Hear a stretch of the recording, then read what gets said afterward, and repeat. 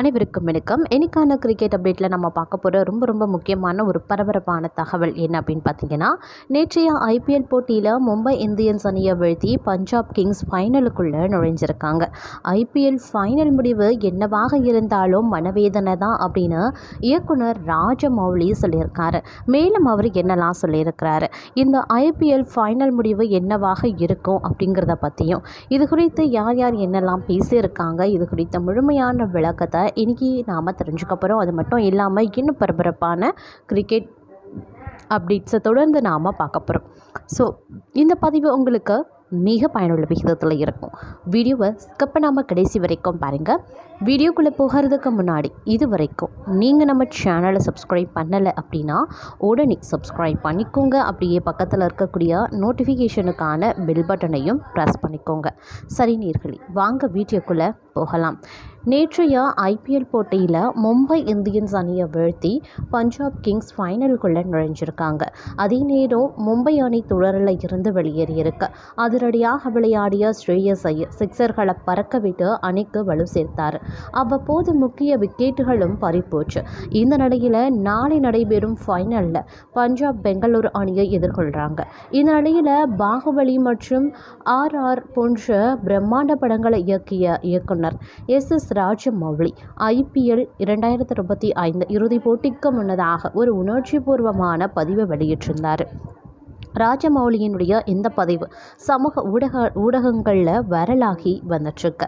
அதாவது இந்த இரு அணிகளுக்கு இடையில் சிக்கி தவிக்கக்கூடிய திரைப்பட தயாரிப்பாளர் SS ராஜமௌலி, ஸ்ரேயஸ் மற்றும் விராட் இருவரின் செயல்திறனுக்காக இருவரையும் பாராட்டியிருக்கார். இது குறித்து தனது பதிவில் ஸ்ரேயஸ் ஐயர் டெல்லி அணியை இறுதி போட்டிக்கு அழைத்து சென்றார். கொல்கத்தா அணியை கோப்பை வெல்ல வைத்தார்.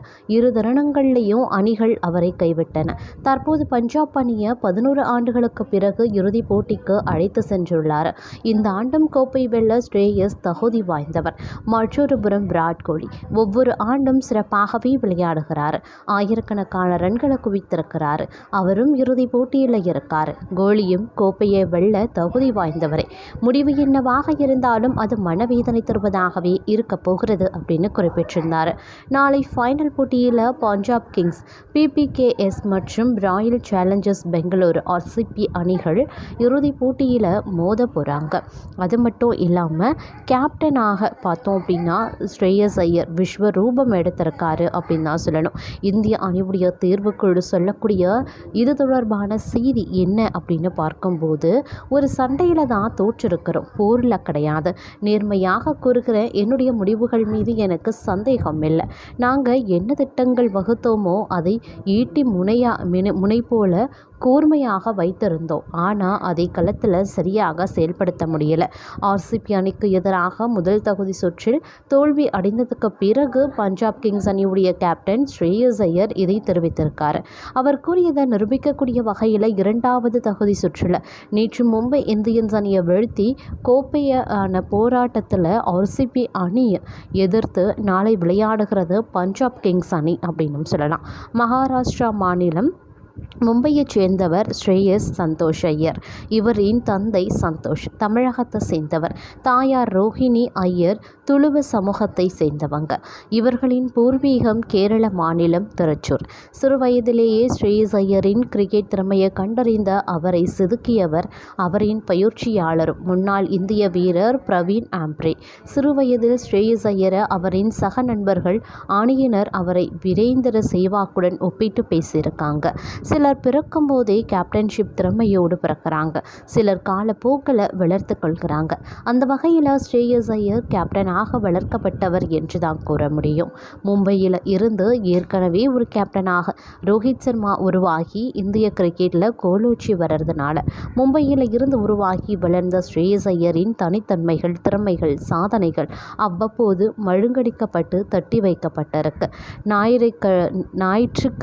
ஞாயிற்றுக்கை மற பரப்பரில் என்ற பழமொழி ஸ்ரேயஸ் ஐயருக்கு சிறப்பாகவே பொருந்தும். ஸ்ரேயஸ் ஐயரினுடைய திறமையை மறைக்கவும் அவரை மேலே வரவிடாமல் செய்யவும் பலவிதமான தடைகள் இந்திய அணிக்குள் வந்தாலும் அவர் அனைத்தையும் மீறி ஐபிஎல் மூலம் தற்போது தவிர்க்க முடியாத வீரராக உருவாகியும் இருக்கார்.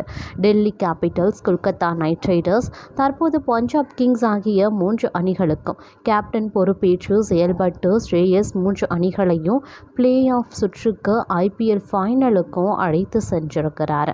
ஸ்ரேயஸின் கேப்டன்ஷிப் திறமையை பார்த்து மெய் சுழர்த்து போன முன்னாள் வீரர் ராபின் உத்தப்பா எக்ஸ் தளத்தில் பதிவிட்ட கருத்தில் ஸ்ரேயஸ் ஐயர் விரைவில் இந்திய அணியின் 3 விதமான T20 ஒருநாள் டெஸ்ட் அணிக்கு கேப்டனாக மாறுவார் அப்படின்னும் அவர் சொல்லியிருந்தார். அதற்கு அவர் தகுதியானவர் அப்படின்னும் அந்த அணிக்கு கேப்டனாக பார்க்கலாம் அப்படின்னும் கணித்து சொல்லியிருக்கிறார். அது மட்டும் இல்லாமல் ஸ்ரேயஸ் ஐயரை கடந்த 2015ஆம் ஆண்டு டெல்லி டேர்டெவில்ஸ் கேபிட்டல்ஸ் அணி ரூபாய் 2.50 கோடிக்கு வாங்கியிருந்தாங்க. ஒவ்வொரு சீசன்லேயும் ஸ்ரேயஸ் ஐயரின் பேட்டிங் திறமை சிறப்பாகத்தான் இருந்து வந்திருக்கு. ஆனால் டெல்லி கேபிட்டல்ஸ் அணி மட்டும் லீக் சுற்ற கூட கடக்க முடியலை. 2018ஆவது ஆண்டு டெல்லி டேர்டெவில்ஸ் அணிக்கு கேப்டனாக இருந்த கம்பீர் தன்னால் சரியாக செயல்பட முடியல என கருதி ஒதுங்கி கொண்டார். அவருக்கு பதிலாக அணியில் சிறப்பாக செயல்பட்ட ஸ்ரேயஸ் ஐயருக்கு கேப்டன் பொறுப்பு வழங்கப்பட்டிருந்தது. அப்போது அணியின் பயிற்சியாளராக இருந்தது ரிக்கி பாண்டிங். 2018ஆவது ஆண்டில் மிக இளம் வயதில் ஐபிஎல் லீக்கில் கேப்டனாக பொறுப்பேற்ற வீரர் என்ற பெருமையுடன் கேப்டன்சி செய்த ஸ்ரேயஸ் ஐயர் 8 போட்டிகளில் 4 வெற்றி 4 தோல்விகளை பெற்று 8வது இடத்தையே பிடிக்க முடிஞ்சது.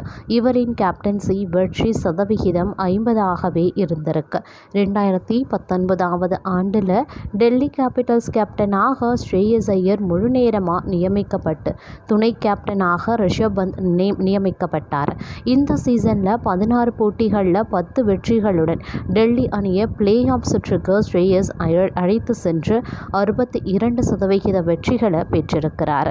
2020ஆம் ஆண்டு டெல்லி அணியை வழிநடத்திய ஸ்ரேயஸ் ஐயர் 17 போட்டிகளில் 9 வெற்றிகளுடன் 2வது இடத்துக்கு உயர்த்தினார். 59% வெற்றிகளையும் பெற்றார். டெல்லி அணிக்காக 41 போட்டிகளில் கேப்டனாக செயல்பட்ட ஸ்ரேயஸ் அதில் 23 வெற்றிகள் 18 தோல்விகளுடன் 56% வெற்றிகளுடன் முடித்திருக்கார். ஸ்ரேயஸ் ஐயர் 2021 ஐபிஎல் சீசனில் தோள்பட்டை காயத்தால் விலகியதால் அவருக்கு பதிலாக ரிஷப் பந்த் கேப்டனாக நியமிக்கப்பட்டார்.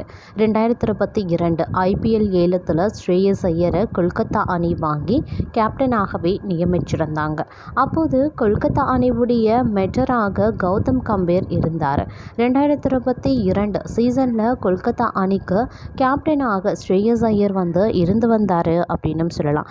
அது மட்டும் இல்லாமல் இந்திய அணியில் அதாவது 7வது இடத்துக்கு கேப்டனாக இருந்த ஸ்ரேயஸ் ஐயர் அணியை 7வது இடத்துக்கும் தான் உயர்த்த முடிஞ்சிருந்தது அப்படின்னு சொல்லலாம்.